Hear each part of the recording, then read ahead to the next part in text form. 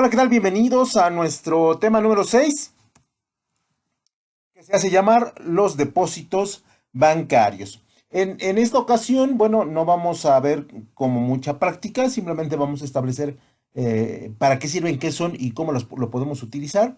Entonces, va a ser una clase casi 100% teórica. Vamos a ver un ejercicio muy pequeñito, realmente es muy, muy pequeñito.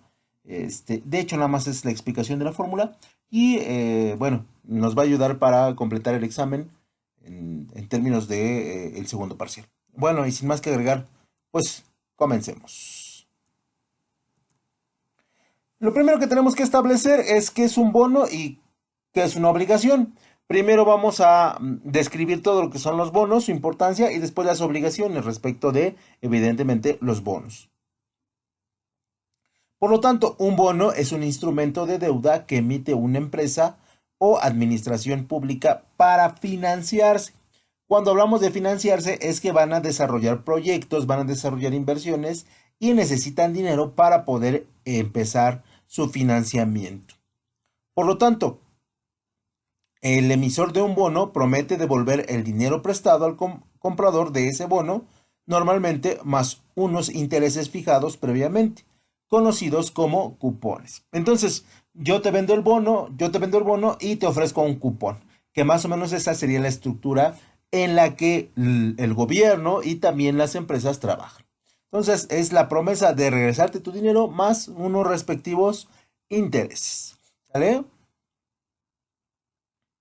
Y normalmente la renta va a ser una de carácter fijo, ¿sale? Que nosotros ya hemos visto un poquito de renta, cómo se calcula y bueno, pues, se utilizaría básicamente la misma estructura.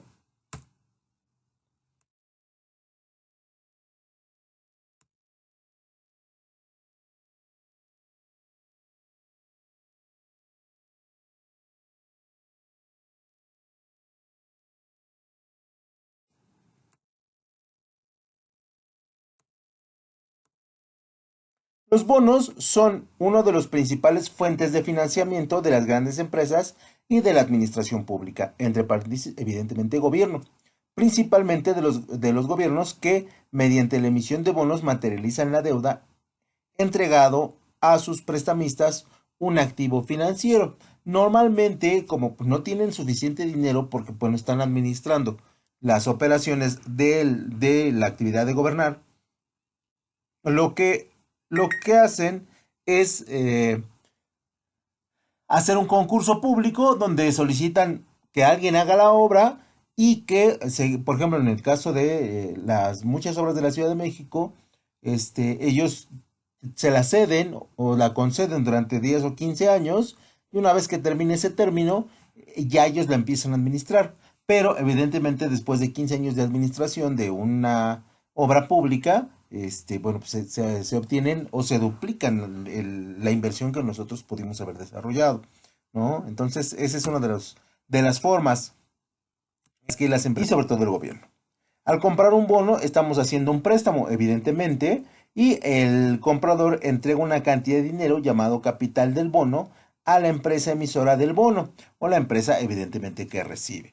La empresa se compromete a devolver en una fecha de vencimiento previamente establecida la cantidad que le hemos prestado, más un tipo de interés también previamente establecido. Evidentemente aquí, decíamos al principio de las diapositivas, es un interés fijo y este interés fijo, bueno, pues se va a acumular dentro de los años en los que se va a establecer el bono. Porque debemos decir que los bonos se ejecutan para largos periodos de tiempo. Por eso los bonos se consideran activos de renta fija, ya que independientemente de cómo le vaya a la empresa, nosotros vamos a recibir al final del periodo el interés fijado al cual se ha comprometido la empresa emisora. Y de hecho hay un contrato que establece la obligatoriedad de el bono más la cuota. Y en ese sentido, pues no debemos estar preocupados. Desafortunadamente, este instrumento de inversión es muy bueno si quisiéramos comprar bonos, nada más que el problema es que, bueno, estamos hablando de cantidades estratosféricas de dinero que realmente muy pocas personas pueden acceder a ellos. Por lo tanto, siempre vamos a manejar, decíamos, el interés fijo, aunque en algunas inversiones de alto riesgo, sí utilizamos el interés variable.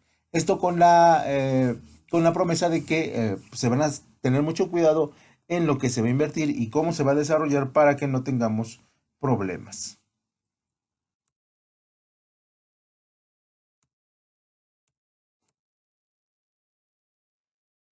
¿Cómo valoramos un bono? Bueno, el valor actual de un bono es igual a los flujos de caja que se van a recibir en el futuro, descontados al momento actual de la tasa del interés, es decir, el valor de los cupones y el valor nominal del a día de hoy. En otras palabras, tenemos que calcular el valor actual neto, lo que nosotros conocemos como el BAN, que esto lo vimos en la primera clase, si no me equivoco, del bono. Y aquí tenemos la fórmula. En realidad la fórmula es extremadamente simple, donde tenemos el precio del bono, que puede ser de 5 pesos, más el cupón, que es el interés, más el segundo cupón, si es que la obra, si es que necesitamos más financiamiento, entre 1 más el porcentaje. Y después obtenemos el 1 más el porcentaje al cuadrado. Al final nosotros vamos a tener que el cupón final, la suma de los dos cupones, entre el valor nominal, ¿no? Del bono total, entre 1 más el interés a la n potencia, que normalmente siempre va a ser 2. Y esa es la fórmula bien sencillita, bien facilita de obtener el pago o la valoración del bono al momento de su pago. Aunque debemos decir que prácticamente todas las empresas a la mitad del periodo ya tienen listo el pago del bono porque, bueno, evidentemente estamos hablando de inversiones muy seguras, de inversiones de alto rendimiento y de inversiones que están aseguradas sí o sí. Un ejemplo muy claro que nosotros tenemos en la Ciudad de México es el cablebús, ¿no? Y el cablebús es una inversión que está asegurada, que en 7 u 8 meses iba a recuperar todo lo invertido y después de ese periodo, bueno, pues ya todo es ganancia. Entonces, por eso el resultado del bono se da más o menos a mitad del periodo, donde ya se tiene prácticamente seguro el pago del mismo, ¿no? Ya nada más dejamos que corra el tiempo para que podamos entregar la cantidad de dinero que se nos ha solicitado y que de conformidad hemos aceptado pagar.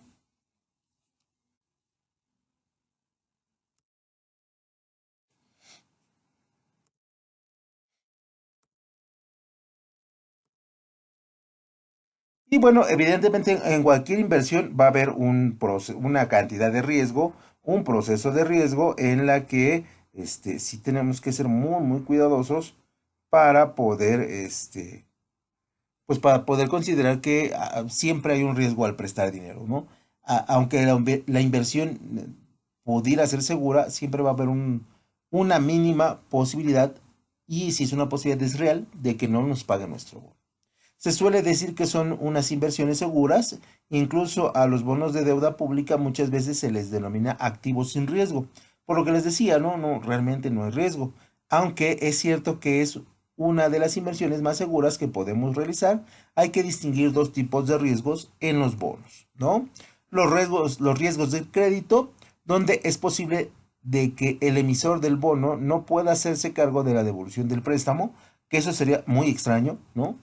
Porque la inversión no te lo permite, y el riesgo del mercado, la posibilidad de que disminuya el precio del bono ante variaciones del tipo de interés del mercado. Esto también normalmente no tendría por qué suceder, y la verdad es que lo comentamos porque es posible que suceda, pero estaríamos hablando de inversiones realmente muy riesgosas, inversiones que son punta de lanza en lo que estén haciendo, y entonces ahí puede suceder, pero en inversiones sobre todo de obra pública, es extremadamente complejo.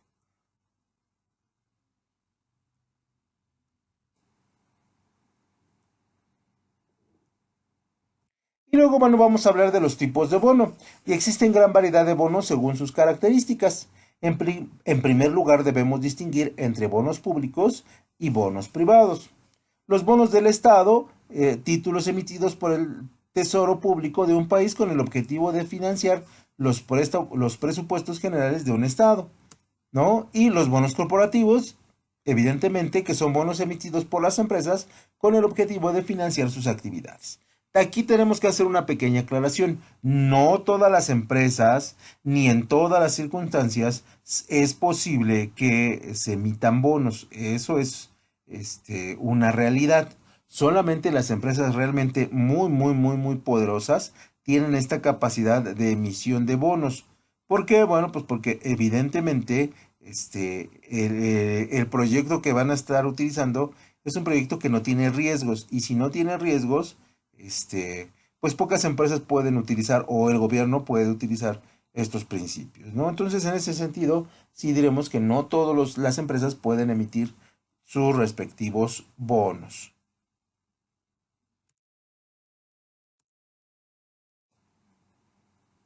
También debemos distinguir entre bonos según su calidad crediticia. Aunque la escala sea bastante amplia y depende de las agencias de calificación, normalmente se distingue entre dos tipos. Y esto lo mencionamos ¿por qué? Porque nosotros como país tenemos una industria que se llama Pemex y tenemos otra industria que se llama CFC, ¿no? La compañía de fuerza y luz o algo así, ¿no? Y entonces en ese sentido, normalmente estas empresas trabajan a través de bonos y los bonos son calificados de acuerdo a su riesgo y son emitidos y son analizados para determinar cuánto se le puede prestar a este tipo de empresas, ¿no? Eh, y en ese sentido, hay dos tipos de bonos. Los bonos con grado de inversión, que tienen una calificación crediticia de grado de inversión, o sea que sí puedo yo invertir, lo que supone que tiene una alta calidad crediticia y por lo tanto un bajo riesgo de impago. O sea, yo invierto y es segurísimo, 99.9999% de que me paguen. Y la capacidad de pago mínima para considerar grado de inversión. Y estas son las empresas que normalmente lo evalúan. Para Moody's o para el Rating Band o para SIP o para la empresa Fitch, ¿no? O BBB.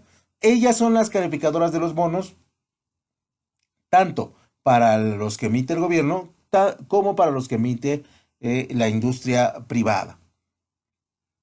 Y luego tenemos los bonos de alto rendimiento, que tienen una calificación crediticia de alto rendimiento, lo que supone que tienen baja calidad crediticia y por lo tanto un alto riesgo de impago, ¿no? Si queremos, por ejemplo, ahorita invertir en bonos para la colonización de Marte, pues son bonos de alto rendimiento. Si se logran dar, te van a dar una cantidad de dinero extraordinaria, pero también hay la posibilidad de que no se concrete la ida a Marte, ¿no? Entonces, pues ya cada persona determinará si lo toma o no lo toma.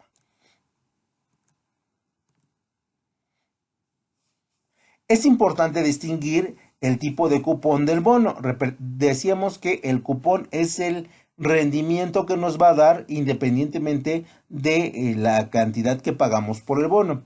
Y se reparten cupones. Según esto, distinguimos tres tipos de bonos. Los bonos de cuota fija. Este tipo de título reparte periódicamente un cupón fijo, por ejemplo, un 5% anual y normalmente se reparte semestralmente. Por lo que si un bono de 1.000 euros de nómina tiene un cupón fijo del 5%, se repartirán 25 euros cada 6 meses. O sea, se hace la operación básica de cómo están repartidos. Y tenemos el bono de cupón cero. Este tipo de título no pagará intereses hasta la fecha del vencimiento, es decir, entregará los intereses junto al importe del préstamo al final. En compensación, su precio es inferior a su valor nominal, es decir, se emite un descuento, lo que otorga una mayor rentabilidad al principio. Y luego tenemos el bono de cupón flotante. Son títulos que proporcionan sus intereses a un tipo flotante vinculados a la evolución de un tipo de intereses del mercado monetario. ¿Vale? Entonces ahí, bueno, tenemos tres tipos de bonos. Normalmente yo siempre recomiendo que se tome el bono de cuota fija y bueno, si la inversión es difícil pero tienen fe en ella, un bono de cupón base cero y en muy pocas instancias uno flotante. Y como parte de las obligaciones, cuando yo emito un bono, tengo que establecer la clasificación y dentro de la clasificación tenemos las nominativas que tienen el nombre del propietario, o sea, quién emite el bono, el portador que no posee el nombre del propietario, sino hasta que ya pagamos, se nos acredita nuestro nombre, eh, según el tipo de garantía con que se respalda el bono, ya sea una persona fiduciaria, donde tenemos una garantía constituida en un fideicomiso, una hipotecaria donde avalamos con hipotecas sobre bienes que son propiedad del emisor, o sea, del que está solicitando el bono, y el tipo de garantía prendaria, que está garantizada por bienes diversos. Normalmente, tanto gobierno como empresas utilizan el sistema fiduciario, ¿vale? Porque no le da más seriedad a la emisión de bonos y no nos hace ver tan desesperados. También tenemos la quirografía, que es la garantía que otorga el emisor para su buena reputación en cuanto a su cumplimiento de obligaciones contraídas, que ya no se utiliza, ¿no? Porque no podemos confiar en el buen nombre de la persona. Hoy en día eso ya no funciona y entonces tenemos que tomar, pues normalmente el fiduciario. Después tendríamos por su manera de generar el interés, donde tenemos nuestros cupones que generalmente tienen impreso la fecha del vencimiento en la cual se deberá pagar el interés. Aquí podemos primero pagar los cupones y después el bono, o podemos pagarlos conjuntamente, o podemos establecer que los cupones se paguen por 2 periodos al año, ¿no? Aquí es lo que normalmente se estila. También algunas obligaciones no presentadas no presentan cupones, ya que los intereses que se generan son capitalizables y se pagan al vencimiento del documento. O sea, se paga todo completo. O sea, imagínense que un bono de 5 pesos y yo al final te digo, cómprame el bono de 5 y yo al final te regreso 15. Punto. Y ya no me interesa qué tasa de interés me dieron, ni me interesa qué porcentaje me dieron, ni si me lo van a dar cada 6 meses, porque ya sé que me lo van a dar al final del periodo. También debemos decir que normalmente la emisión de bonos son para periodos de 10 a 15 años. Normalmente en la década de los 80 se emitían bonos hasta por 25 años, ¿no? Entonces, gente que los contrató a lo mejor en 2000, perdón, en los 80, en los 2000 lo estaba cobrando y bueno, ya estaba generando sus ganancias. Algunas obligaciones no presentan cupones, como decíamos, ya que los intereses que se generan son capitalizables y se pagan al vencimiento del documento. Se pueden encontrar otras obligaciones o bonos que no pagarán intereses en ninguna ocasión. Este tipo de documentos se vende en un valor. O sea, ya ahí determinamos a qué acuerdo llegamos. Y después, bueno, una vez que pasamos lo que son los bonos y las obligaciones, pasaríamos a las inversiones bursátiles. Muy pequeñito vamos a tocar este tema porque lo vamos a tocar la siguiente semana. Las inversiones bursátiles implican la compra y venta de acciones o instrumentos de deuda que permiten a los inversionistas incrementar su capital y a los demandantes de recursos financieros sus proyectos de inversión. Por lo tanto, manejamos dinero tanto para los que lo quieren guardar como para los que lo quieren utilizar en inversión. Y por lo tanto, los bursátiles normalmente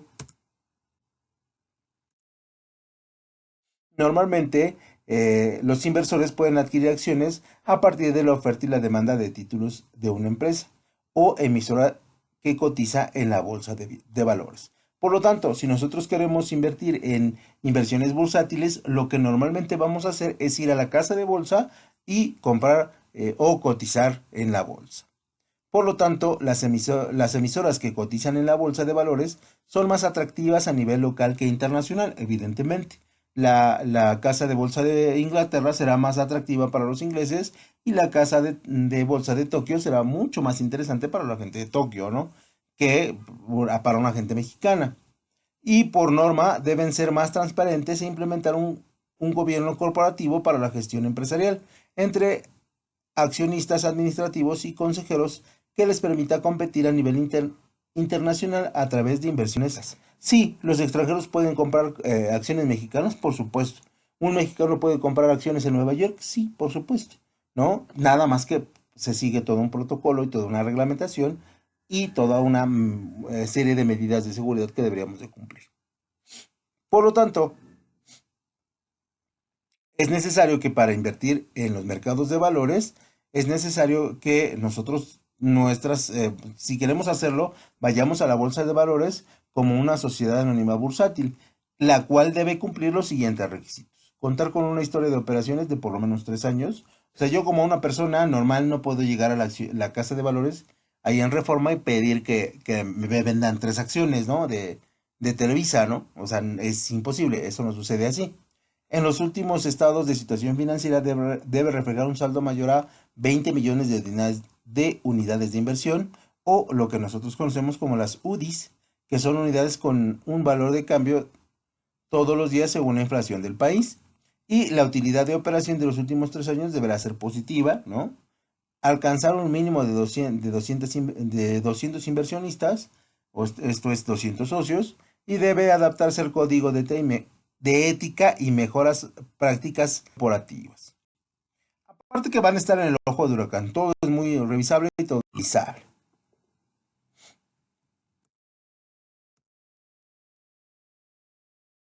El precio de una acción lo establece el libre mercado. La oferta debe ser pública con la finalidad de ganar transparencia, credibilidad y así facilitar una mayor cantidad de información en cada operación.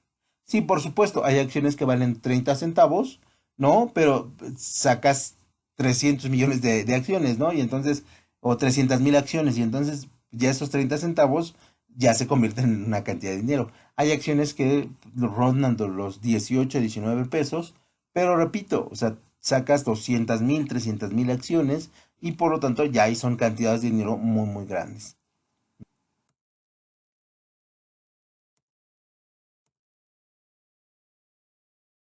¿Cómo opera el mercado de valores donde se emiten acciones en las inversiones bursátiles? Bueno, la Bolsa Mexicana de Valores cuenta con un índice de precios y cotizaciones, los conocidos como los IPC.